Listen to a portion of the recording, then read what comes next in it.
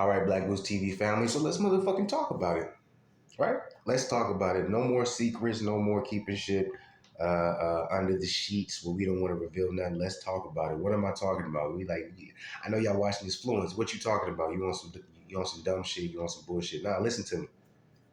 So David Benavidez once again has been one of the few super middleweights, and that's why I know he's going to be a goddamn superstar in the future. Very soon, maybe in the next 1 or 2 years. He's called out Boo Boo again. Maybe not him personally, right? But his trainer and his manager has, right?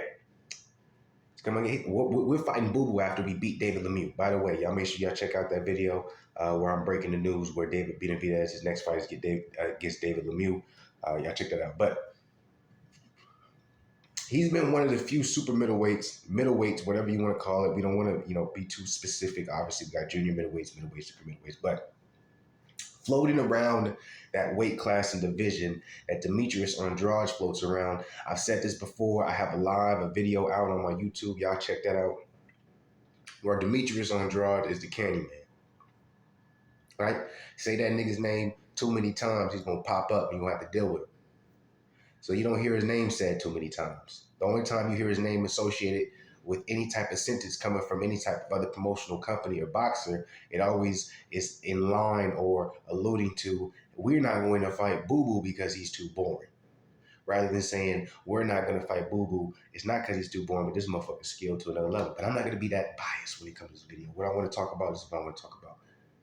I've already announced, make sure y'all check that out, Demetrius Andrade versus Lemieux for that 168 WBC belt at super middleweight, interim. And then Demetrius Andrade is fighting Zach Parker for that WBA interim belt at 168. So what am I saying? What am I alluding to? What are we trying to get at right here? Well, in order for David Benavidez to be a mandatory to Canelo, he's going to have to fight one more fight, even if he beats David Lemieux. Right? And this is for all the Canelo haters who say, oh, Canelo's ducking everybody. The only way he's going to fight someone if he's their mandatory. So let's run with that narrative, even though it's not true. But let's run with the narrative that the only way Canelo will fight someone at super middleweight, quote unquote, is if that's, or he's forced into it or that's his mandatory, right? So the only way that David Benavidez can be the mandatory to Canelo is going to have to beat David Lemieux and then fight one more time. The only way Demetrius Andrade is going to be able to be Canelo's mandatory. That's also why he's not going to be the third option for Canelo when it comes to this 3-fight deal with DAZN. So I'm tired of people running with that narrative. That narrative is completely false. But the reason why Andrade is not going to be Canelo's mandatory after beating Parker is because he's going to have to fight one more time, even if he beats Parker and he gets that interim WBA belt at 168. So what does this mean? What am I alluding to? What am I speculating? All this is allegedly. But to me, what is this starting to look like? I see a clash between Andrade and David Benavidez for the title fight for that. Excuse me, let me take that back. I see the clash between Andrade and David Benavidez for the opportunity to fight Canelo next year.